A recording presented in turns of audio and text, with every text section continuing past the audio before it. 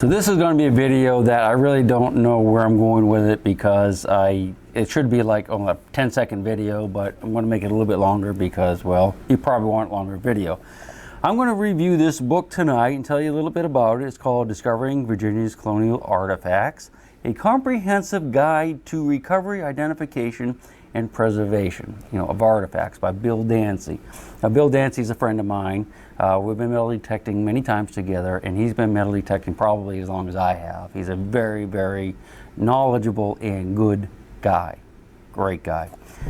This book is by far the single best book that I have in my collection of reference books. I say that without a doubt. If I could only own one book, this is the book I would get. If you don't have this book, you should get this book. If you can only own one book, get this book. If you have a friend that likes metal detecting, or you like metal detecting, or you know somebody might be interested in it sometime, get this book. This is like the all-encompassing book of everything I do. I mean, it's really, really amazing. Most reference books, and I got a whole library of them over there, will deal with kind of specific things like, artillery shells or bullets or Civil War relics or coins or whatever. I mean, and this book has everything in it like that, but it goes much deeper in that he tells you how to research. He shows you different places that you can go online and in real life to do research, and he shows you tricks that, quite frankly, I'm surprised he talked about because, there's some, kind of closely guarded secrets when it comes to research, and he talks about them in the book. So it's going to help everyone out.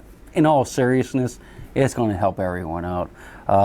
It's just a fantastic book. The preservation part, he tells you all about electrolysis, how to preserve things. You see all these little marks, these little things right here? Those are the pages I want to show you.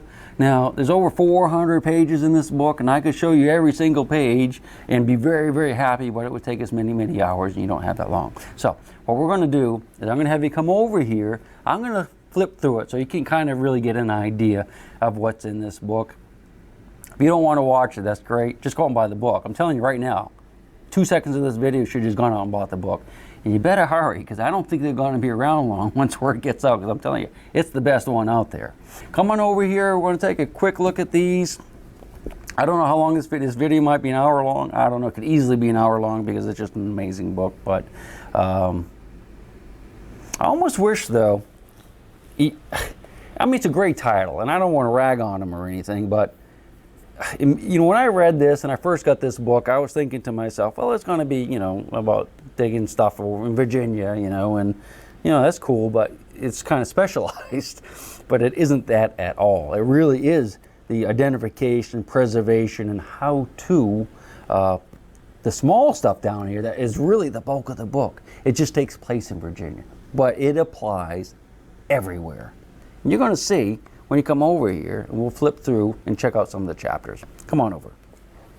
So let's take a quick peek at the book, and I'm going to warn you, this is probably going to be a little bit boring because I'm going to drone on and on as I flip through the pages, but I just want to give you an idea what this book is all about. Again, it's by Bill Dancy, and we're going to just flip right over here to the table of contents, and it tells you a little bit about what's in the book, like the research and recovery sections, the artifacts, preservation, documentation, and whatnot. This is Bill right here standing in a giant tree that's probably centuries old, and this is him digging a pit, and this is the type of stuff that he will find in trash pits like that. You can see there's a lot of Spanish coins in there and coppers and all kinds of cool buttons and other things. Let's just go ahead and look at the different chapters. Chapter 1, Research is the Key. In this chapter, he tells you all different kinds of research that you can do to find new sites. And one of the things is the Library of Virginia Resources. And that's Virginia specific, but not everything in here. Oh, this is one of his best finds. This is like a whole bunch of hammered silver coins that he found in one of his sites from the mid-1500s. And these were found in Virginia. I mean, this guy is really, really good. He's telling you all his secrets. Can't believe it. Anyway, all right, so talks about the land patents, and this is well, read the book. This is research that most people don't know about, but the really good guys, they do, and they use that. And I'm just going to flip through here because there's something else I wanted to show you. Yeah, all these chapters also have suggested resources, and he'll go through here, list different things that you can look at, you know, to get more information about what he's talking about. But on to chapter 2, because I don't want to bore you too much, because I'm just droning on and on and on. Seeking and securing permission, very important. A lot of people ask me, you know, how do you do that? Well, Bill tells you. He tells you what he's done, what was successful, what was not successful. He tells you how to find the property owners. This is a sample of a letter that he sends them, a card that he has that he can give them, and he talks to you about all that kind of stuff, okay? Now we're going to go ahead and skip to the next chapter because I don't want to be here all night. Again, this book is like 400 pages long. It's just amazing. How to read and search a site. When you jump out of the truck, you know, what are you looking for? He goes through great detail on how you look for, you know, little pieces of brick and pottery and oyster shells, and what to do when you find them, how to dig them out, and you know, the type of things, you know, the type of structures you might be looking for when you're metal detecting. Water hunting talks about that, just very, very, very in depth.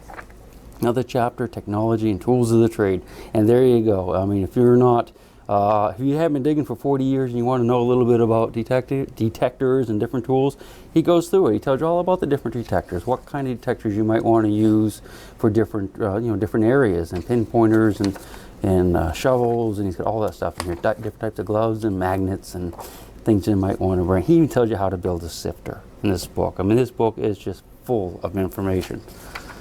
Locating and excavating colonial trash pits.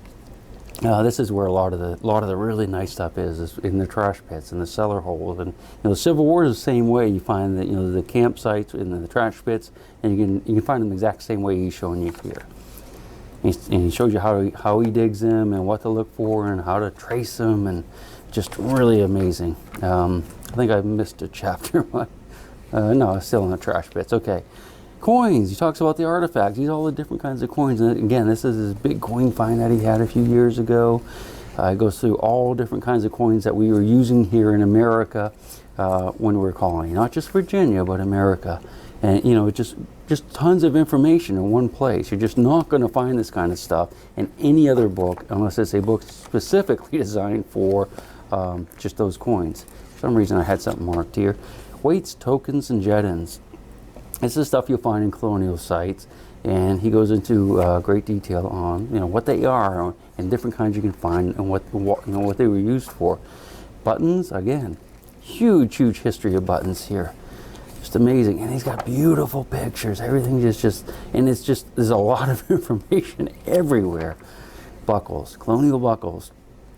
You find a lot of those, and he tells you all about them. How they were worn, and like the knee buckles and the shoe buckles. These are shoe buckles that we find. You see me find them in the videos, and knee buckles and stock buckles. They had buckles that they wore around the neck. It's just amazing. And he's got all information right here in one book.